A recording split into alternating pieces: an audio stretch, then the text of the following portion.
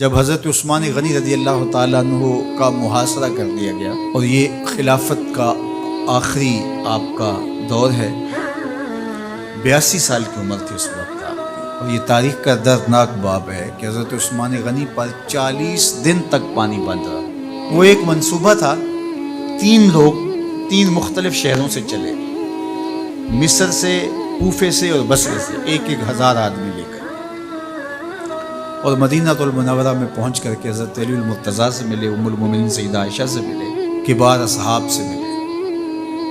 تو جو انہوں نے کہا تو انہوں نے ان کو کہا کہ نہیں، ایسی کوئی بات نہیں، فہمائش کر کے واپس بھیج دیں۔ حضرت عثمان غنی رضی اللہ تعالیٰ عنہ پر اقربا پروری کا الزام عائد کیا تھا، تو انہوں نے کہا کہ کوئی ایسی بات نہیں ہے۔ پھر یہ تھا کہ آپ نے کم عمر گورنر، کم عمر لوگ مقرر کیے۔ تو حضرت عثمان نے کہا کہ حضرت اسامہ بھی تو کم عمر تھے، حضور نے ان کو اگر مقرر کیا ہے تو یہ تو مثال ہمارے سامنے موجود ہے۔ لیکن یہ ایک منصوبہ تھا، اس منصوبے کے تحت یہ 3 جگہوں سے لوگ آئے تھے۔ وہ 3 دن کی مسافت کے بعد پھر تینوں واپس آ گئے۔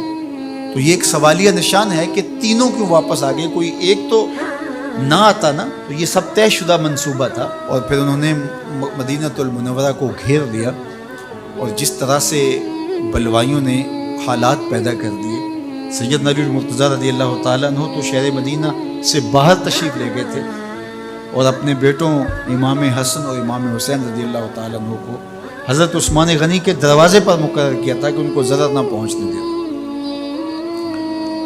اب 700 صحابہ اجازت طلب کر رہے ہیں کہ آپ ان بلوائیوں سے نپٹنے کا میں جو ہے وہ اجازت نامہ مرحمت کریں، اور بہت سارے لوگ تو حج پہ جا چکے ہیں۔ یہ 18 ذی الحج کا واقعہ ہے جب آپ کی شہادت ہوتی ہے، تو وہ حج پہ جا چکے ہیں، تو جو یہاں موجود ہیں وہ اجازت طلب کر رہے ہیں۔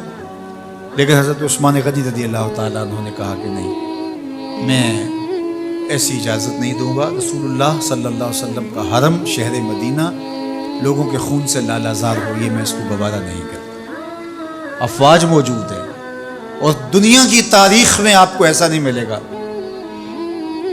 کہ اتنی بڑی حکومت کسی کے پاس ہو اور وہ خود گھیر لیا جائے، اس کا پانی بھی بند ہو جائے، اور وہ حکم دے کہ نہیں، میرے لیے آپ ایک قطرہ بھی خون نہیں بہائیں۔ بلکہ آپ کے غلاموں نے جب تلواریں اٹھا لی تو آپ نے فرمایا کہ میرا حکم ہے کہ تم تلواریں نیچے رکھو، بلکہ میں تمہیں یہ آفر دیتا ہوں کہ جو غلام لڑے گا نہیں اور یہ میرے سے عہد کرتا ہے وہ آزاد ہے۔ حضرت ابو ہریرہ رضی اللہ تعالیٰ عنہ، حالانکہ یہ پڑھنے پڑھانے والے لوگ تھے، تعلیم و تعلم سے ان کا تعلق تھا، لیکن وہ بھی تلوار لے کے حضرت عثمان غنی کے دفاع میں آ گئے۔ لیکن حضرت ابو ہریرہ رضی اللہ تعالیٰ عنہ کو بھی حضرت عثمان غنی روک دیتے۔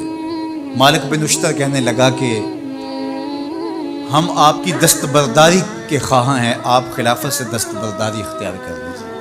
تو حضور علیہ الصلوۃ والسلام کے اس جانثار صحابی نے، حضرت عثمان غنی نے فرمایا یہ نہیں ہو سکتا۔ دستبردار کیوں نہیں ہوئے؟ لگتا تھا یہ سب سے زیادہ آسان تھا، لیکن حضور نے ارشاد فرمایا تھا، اے عثمان، تمہیں اللہ ایک قمیض پہنائے گا، لوگ اس کو اتارنا چاہیں گے، تم کبھی نہ اتارنا۔ تو اس سے مراد خلافت کی قمیض ہے، اور ان کی شہادت کی خبر بھی اللہ کے محبوب علیہ السلام نے دی تھی، اور اگر آپ دستبردار ہو جاتے تو یہ ایک کھلونا بن جاتا، بازیچہ بن جاتی خلافت۔ چند آدمیوں کے پریشر سے خلافت سے دستبرداری کرنا پڑتی۔ اچھا، ایک یہ سوال بھی پیدا ہوتا ہے، چند باغی تھے، ان کو کس طرح کچل دیا جاتا؟ لیکن حضرت عثمان غنی یہ نہیں چاہتے تھے۔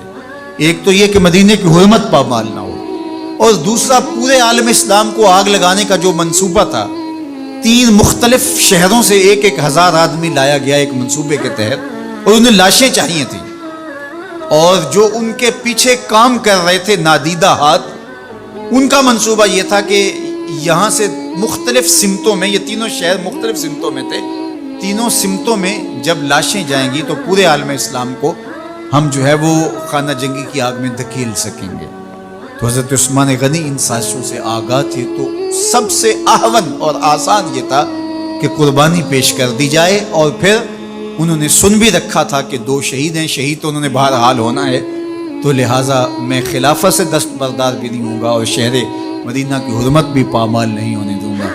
اور تیسری بات یہ ہے کہ میں خود مظلوم شہید کر دیا جاؤں، تو آپ نے یہ گوارا کر دیا۔ تو 18 ذوالحج تھا، جمعہ کا ہی دن تھا، اور حضرت عثمان غنی رضی اللہ تعالیٰ عنہ روزے سے تھے، عصر کا وقت تھا، قرآن مجید کی تلاوت کر رہے تھے۔ حضرت امام حسن، امام حسین اور حضرت عبداللہ بن زبیر اور دیگر لوگ آپ کے دروازے پہ پہرا دے رہے تھے، لیکن باغی پچھلے گھر سے دیوار پھلانگ کے آپ کے گھر میں داخل ہوئے اور تلوار سے وار کیا۔ آپ کی زوجہ حضرت نائلہ آگے بڑھی اور ہاتھ سے روکنا چاہا، آپ کی انگلیاں کٹ گئیں۔ پھر دوسرا وار کیا تو حضرت عثمان غنی رضی اللہ تعالیٰ عنہ کا دایاں ہاتھ کٹ کے گر گیا۔ حضرت عثمان غنی رضی اللہ تعالیٰ عنہ نے افسوس کیا اور کہا کہ تم نے وہ ہاتھ کاٹ دیا جس سے میں وحی کی کتابت کیا کرتا تھا۔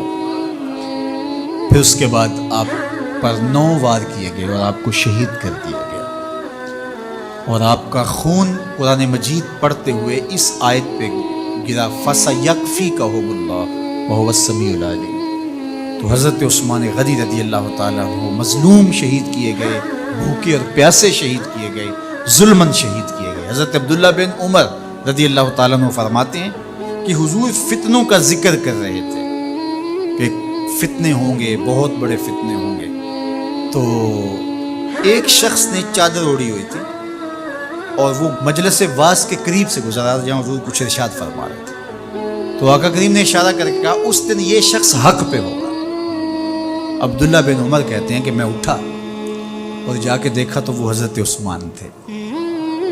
تو میں نے حضرت عثمان کے چہرے کو پکڑ کے تھوڑا سا حضور کی جانب کیا اور میں نے کہا حاضہ حضور، یہ اللہ کے محبوب میں، ہاں یہی، جب فتنے ہوں گے تو فرمایا یہ حق پہ ہوگا۔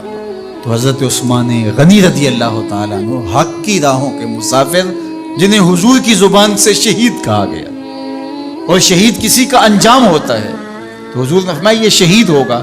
شہید وہی ہوتا ہے جو بحالت ایمان اس دنیا سے راہ خدا میں اپنی جان قربان کرے۔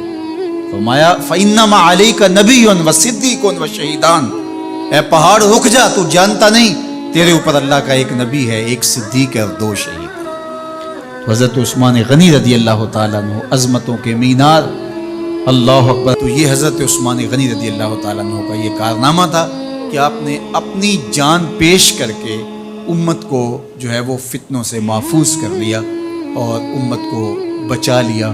حضرت عثمان غنی رضی اللہ تعالیٰ عنہ پہ کروڑوں رحمتیں، کروڑوں سلام۔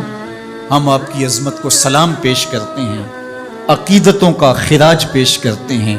حضور کی خدمت میں ایک جنازہ لایا گیا اور حضور سے عرض کی گئی حضور اس شخص کا جنازہ پڑھا دیجئے، تو حضور نے انکار کر دیا، کہا میں جنازہ نہیں پڑھاؤں گا۔ تو صحابہ نے عرض کیا یا رسول اللہ، کبھی ماضی میں ایسا نہیں ہوا، جب بھی کوئی جنازہ لایا جاتا ہے تو آپ جنازہ پڑھا دیتے ہیں اور آپ نے آج انکار کر دیا۔